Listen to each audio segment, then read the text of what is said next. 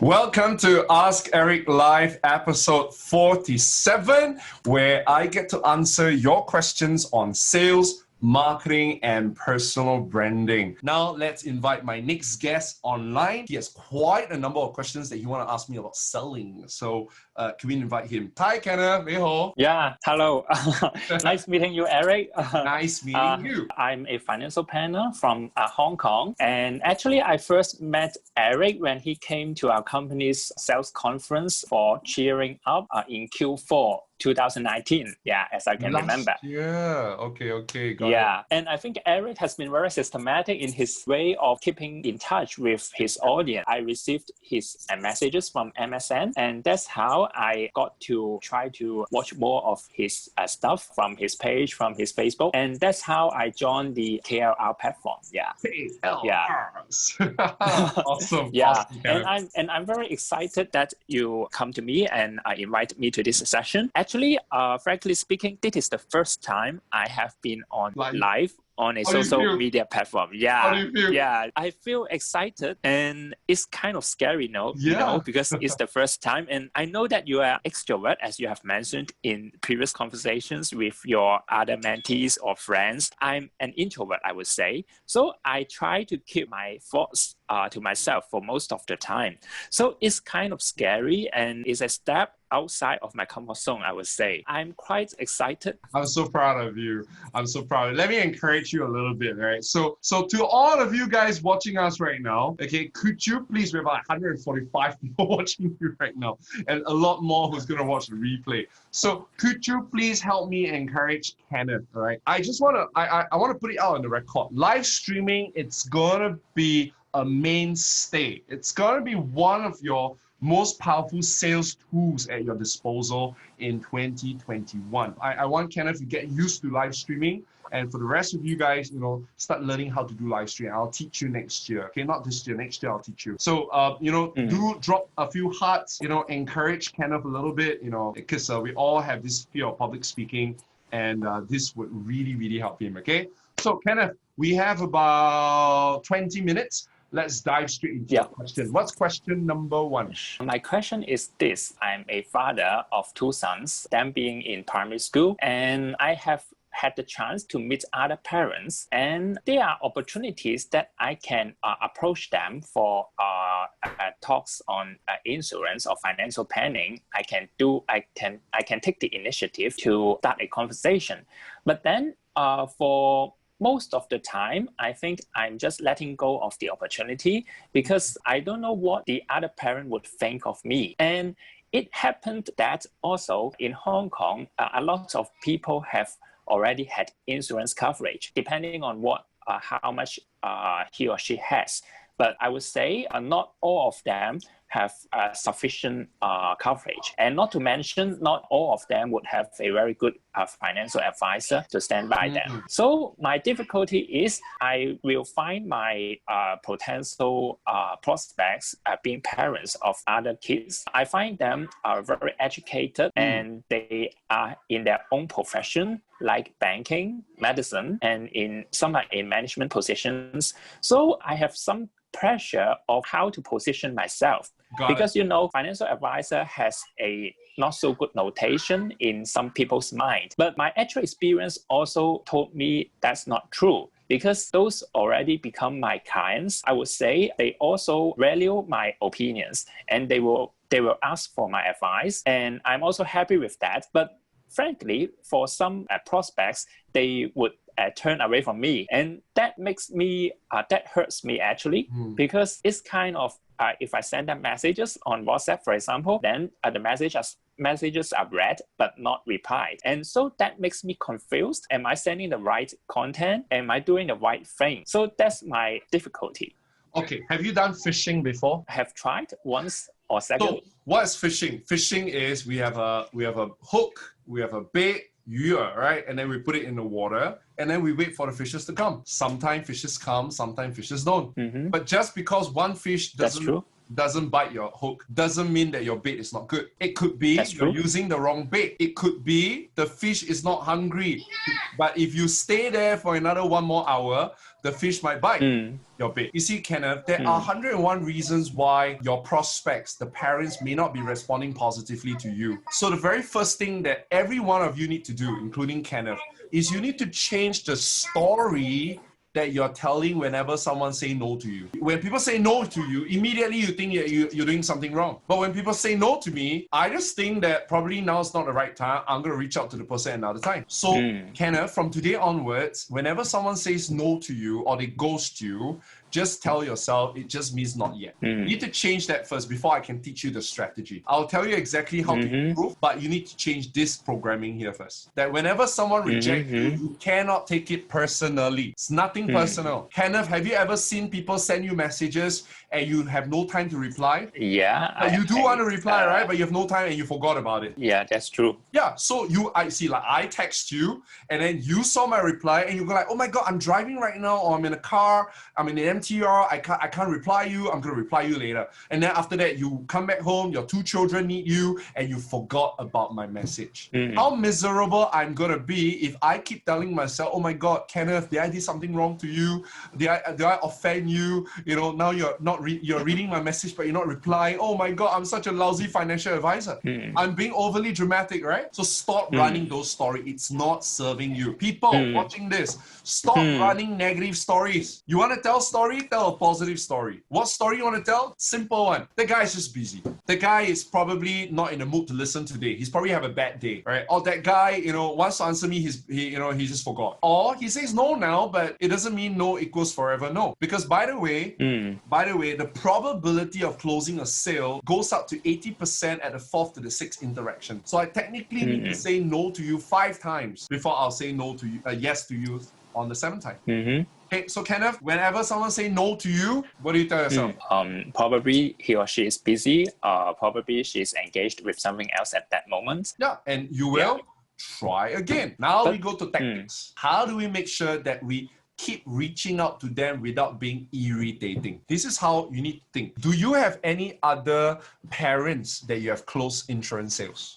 Yes, I do. Good. Why did they buy from you? Like, what happened? Did they message you or you messaged them? I think I took the initiative for all the cases that I have closed actually when I reviewed my cases. So I think I could start conversation with them from daily stuff life. And then daily life, and then come into insurance, and then I would ask, have you kind of taken a look at what you have right now? If not, why not do a review together? I would say half to 75% would reply yes.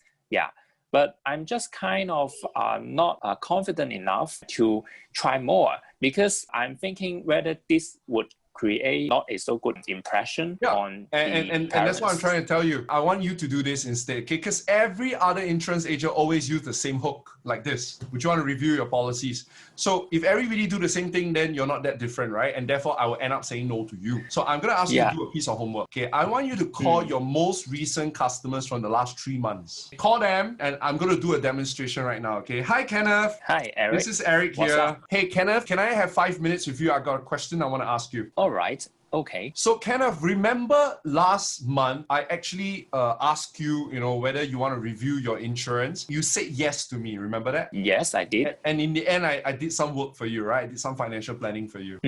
Now, can I ask you, why were you so willing to say yes to me? Well, I think because you approached me and I had a need that time.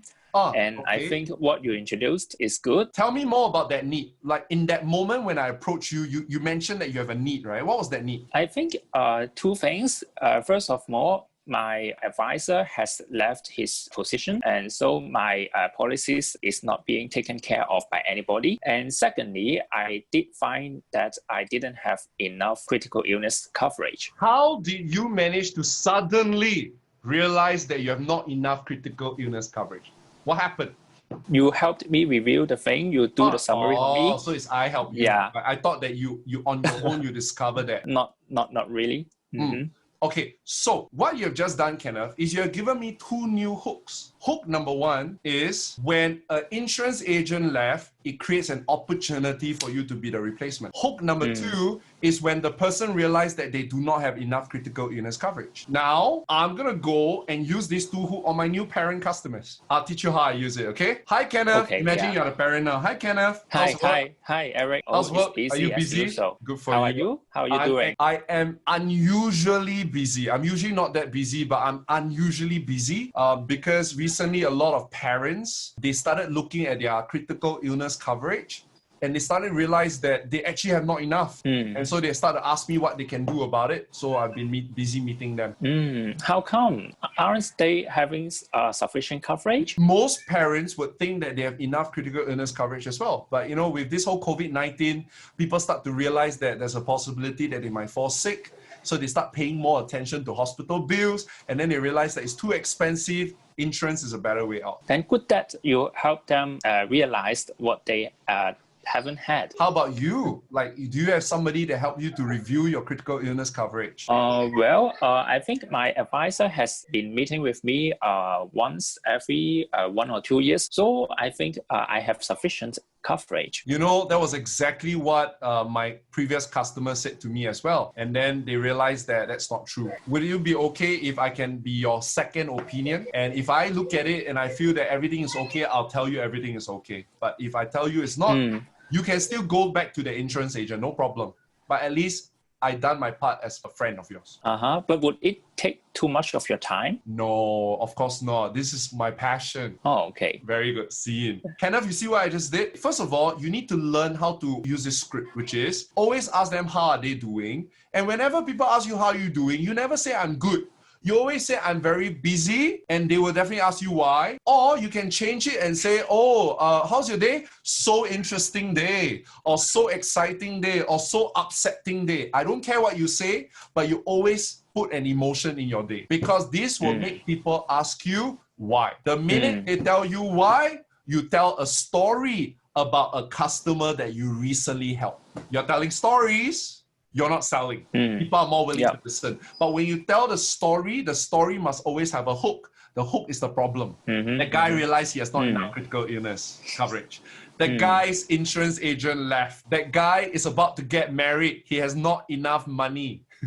That guy's investment portfolio is losing money. He's trying to get help. Kenneth, can you see I'm always talking about problems? Yeah, but then how do you insurance? But then how do you what kind of problems you would try to it out to attract your potential now you're asking a good customer? Question.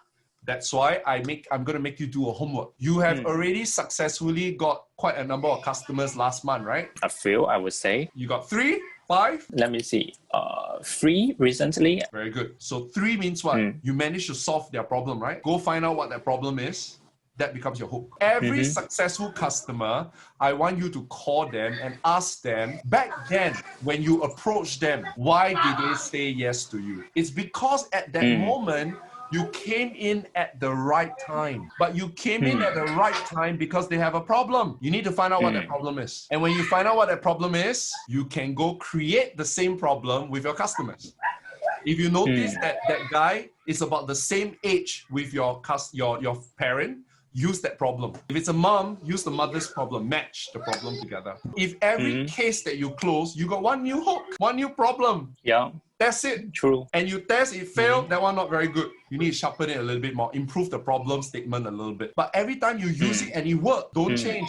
Keep using until it stops working. Sounds good. Remember this, nobody appreciates your solution unless they're first convinced that they have a problem. Every customer that say yes to meeting you for a sales appointment have a problem. But you take it for granted, you never ask them why. I give you an example, okay? I am about to share with you how do you create powerful sales scripts that you can use in your day-to-day conversation. Recently, I got a senior executive from a very well-known bank who messaged me on LinkedIn who needed help for her presentation. And you see, all of you out there, you will always get sales inquiries. You will get inquiries. But I tell you what's your problem. Your problem is you did not ask them this question. Hi, Mr. Prospect. I'm very grateful to you that you want me to help you with your insurance, that you want me to help you with your fitness, you want me to help you with your presentation.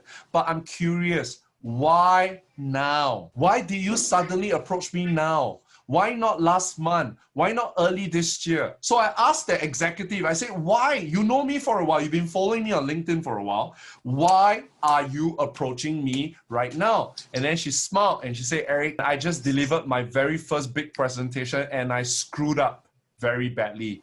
I cannot afford to screw up again. So guess what? Immediately, I know that I found the hook. The hook is whenever someone is about to change job, it's a trigger. It's a trigger event. When some senior executive change job, I got a chance to approach them and sell something if they screw up in the presentation. So guess what I did? What I did is I told my guys on LinkedIn, I said, message everyone in my network that just changed their job. And we messaged them with this sales script. Hi, Kenneth, congratulations. You just changed jobs. So happy for you. Have you delivered your first presentation? Yes, I did. And then I was like, how was it? Good or bad? Half, I would say. You know what, Kenneth, you're not alone. Recently, there's a senior executive from a very high-ranking bank. She approached me because she screwed up and she needs help. She needs my help. I can help you too, Kenneth. See that? Or if you say, oh, I'm doing very well, then okay, congratulations. Done. But now I know when to enter, because the problem with a lot of us is we do not know when to approach. The timing, we don't have the timing. But if every time you receive an inquiry and you bother to ask them why now, you will exactly be able to capture the timing. You know exactly what's the trigger that caused that person to say yes to you. Now you can find more people like that. Those of you watching this, you can now create a lot of scripts. So be more curious, guys. Be more curious why people buy from you. And when you're curious about why people buy from you, you would immediately know when to go after a certain prospect before your competition does. I think two things. One is always not assuming things from our own background or experience. Yeah. And secondly is be curious to try to understand why clients would buy from us or would agree to have an appointment with us. And not just why, but why now? Why this time? Why now? Because the now allows you to figure out the trigger. Because if you ask them why now, why you buy from me, they will say, oh, because I like you, Kenneth. But if you ask why me and why now, they'll say, oh, actually because someone recently passed away. And then, you know, I realized that, wow, there's a lot of medical issues. I don't want that. So now you look up, I mean, I'm not asking you to look for people who are about to die, but you know that this is always a trigger that will cause people to want to buy from you. Actually, I have another one more question, but I don't know if there's time for it. Well, should it? Since, I mean, no problem. Let's go. Okay. So my second question is, I find it difficult to reach people on their phone, on phone calls. Instead, they would read WhatsApp messages, but then it's very passive for me to wait for the reply. And if they don't reply, then what can I do? So what happened when people kind of ghost you, right? Well, that's the reason why I never like to sell on WhatsApp. I like to sell on Instagram, Facebook, or LinkedIn. The reason is because if I sell on WhatsApp, right, if you don't reply, I have no idea what to do already. But if I follow up with you on Instagram, I can see your life. I know what you're posting. I can always create 制造话题. I can create conversation. I can go, hey, Kenneth, I just saw that you did Ask Eric live. I know Eric too. How are you? And you restart the conversation again. Or when you see your customer post something and you reply to that post or you share stuff, you're creating conversation again. Does it matter if I haven't been contacting with them for a long time? But I know they are watching. I know they are aware of myself. Just, you see, remember I told you K, L, and R, right? That's right. The interaction is very important. Like, you know, you want to make sure that you add value before you ask for the sale. So my question is, have you been adding value to them? Because if you've not add value to them, then it's just a sales pitch. Why would I want to help you? So no worries. If you remember, right, every time you know, you help one customer, it forms a testimonial, true? And that testimonial, you can forward it to that particular customer, prospect, and you tell the prospect, hey, I recently met Mr. So-and-so, and he reminds me a lot about you because, you know, he's also in the same life stage with you. I managed to help him solve that problem. This is his positive review. I would love to do the same with you. Do you have the problem too? That's a way to follow up. Or recently, I created a video that shared 3 issues that parents face with their kids on parenting. You know, go watch that video. I hope you like it. forward them the video. So you're constantly finding ways to add value to them. But really, the best way is always through a social media platform, because in a social media platform, you have a lot more opportunities to engage, because you have a lot more information that you can collect from them. So Kenneth, add them back all on the social media, and then we engage from there. All right. Okay. Thank you, Kenneth. We'll see you really soon. Remember to go sign up for Thank you, Eric. For you, is Facebook, Instagram, or LinkedIn? Which platform are you the strongest, or you're using? I'm most active on Facebook right now, but I do have an account on IG and LinkedIn. Look out for your email address. I've sent you an invite for the Facebook Selling Secrets. So go check it out. Yeah, I have enrolled. I enrolled enrolled already, actually. Yeah. I'll see you. Yeah, Okay. Okay, sure. Kenneth. Bye-bye. Thank you, Eric. So guys, there you have it. Ask Eric Live episode 47, about to wrap up. I just want to let those of you who are interested in LinkedIn, like, you know that LinkedIn is your hunting ground. I have not forgotten you. LinkedIn is one of my favorite platforms right now, because LinkedIn is like Facebook in 2012, right? So you get a lot of easy attention over there. You do not need to create massive amount of content. People on LinkedIn are friendly. They're willing to network with you, and you can immediately give your sales script in the inbox, and they'll be more than happy to reply you, because it's a work platform. So I am also running a LinkedIn Selling Secret program in November. If you guys are interested, again, same thing, text my colleague Baguio. Just put there LISS, and then he will catch up with you with all the information that you need, okay? So again, these are some more results from my KLR stars who just joined the program. He says that he has been consistently posting every week. There's a lot more confidence in himself, and look at his result. He's able to hit 1 year production in 6 months this year. So if you guys want to hit 1 year production in 6 months so you can rest for the next 6 months, you really want to be part of this program. Here's another one from my KLR star. Eric, so many wins, but perhaps 17 passive referrals within 2 weeks in August is my biggest win. It's every financial consultant dream to have passive referrals coming to you because they know that you are the one that they want to buy insurance from. So if you want people to come and ask for you for your business, for your help, you really want to learn how to use social media to attract, rather than you go hunt and you go disturb and irritate people, right? Why not you do the attraction game? So if you guys are interested in any of the program, whether it's Facebook, Instagram, LinkedIn, or you want access to all the programs, just text my colleague Baguio, FB, IG, LI, or ALL, and then he will get in touch with you. He will have a conversation with you and share with you more the details of the program, the dates, the time, the investment, and then go sign up. Our very first workshop is going to be happening next Friday. That's Facebook. So you want to make sure that you take action ASAP, especially if you're watching this as a replay. I have no idea when you're going to watch this, but just know that we're running our first workshop on 23rd of October 2020, which is a Friday, next Friday, okay? So you want to be fast in messaging Baguio, okay? Okay, guys, so that's all the time we have. Let me know in the comment section, what is your biggest takeaway? We do take time to read your comments, so let us know your biggest takeaway from today, okay? All right, so this is Eric again, and thank you very much for staying with me. I'll see you next week, next Thursday at 8 p.m. Singapore time. Ask Eric Live, episode 48. We're going to answer more questions on sales, marketing, and personal branding. Bye-bye.